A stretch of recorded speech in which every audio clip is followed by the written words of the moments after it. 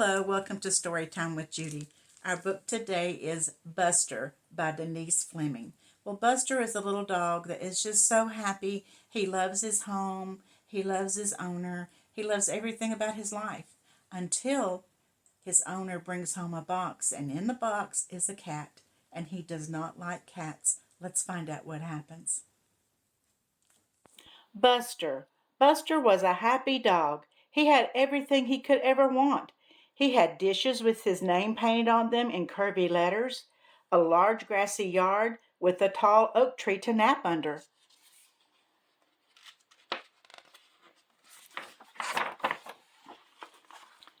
a sand pit for taking dirt baths, an in and out flap on the back door, a basket full of toys, a radio tuned to his favorite station, and brown shoes who took Buster to the park whenever Buster asked. Buster was a happy dog until Brown Shoes brought home the big box. The big box. Buster stared at the big box. He hoped there were juicy steaks or fancy French cheeses or spicy sausages in the big box.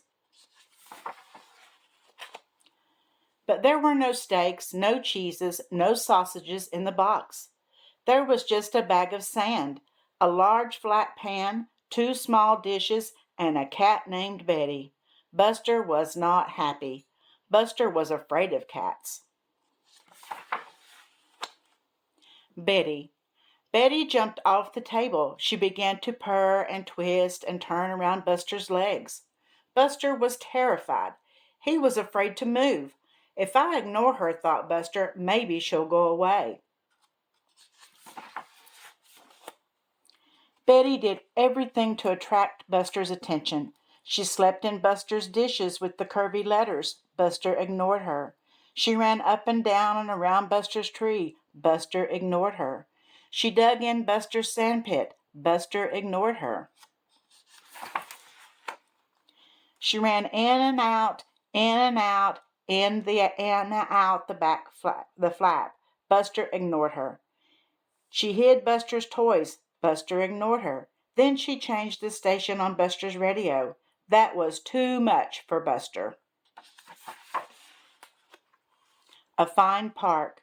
Buster slipped under the fence. He ran down the block, over 5 streets, around 2 corners until he came to a park. Not his usual park, but a fine park with tall trees, a bubbling fountain, tubs of flowers, large grassy patches, and not a cat in sight. No Betty, thought Buster as he drank from the fountain. No Betty, thought Buster as he rolled in the sand. No Betty, thought Buster as he listened to his favorite radio station. No Betty, thought Buster as he fell asleep in the shade of a tall tree. Lost.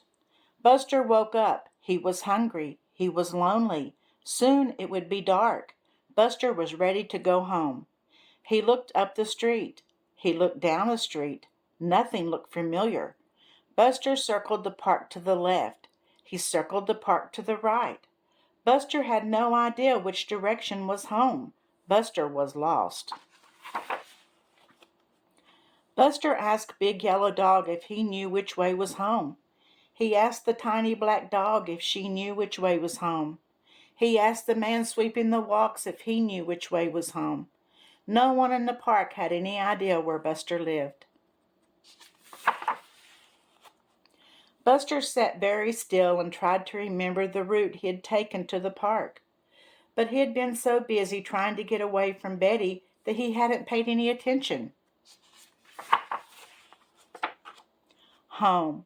All Buster could think about was how he would never see his home, his dishes, his sandpit, his toys, his tree, or Brown Shoes again.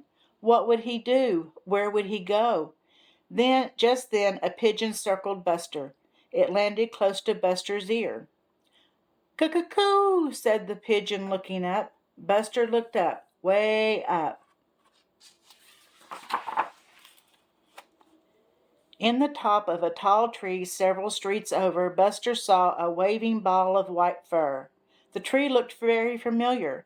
The waving ball of fur looked very familiar. It was Betty. Buster ran out of the park, around 2 corners, over 5 streets, turned left, and ran up the block, all the time keeping an eye on Betty. Buster slipped under the fence. Betty ran down the tree and over to Buster. Betty began to purr and twist and turn around Buster's legs. Buster was a happy dog. He had everything he could ever want and more. Well, I think Betty became a good friend because she helped him find his way home, didn't she?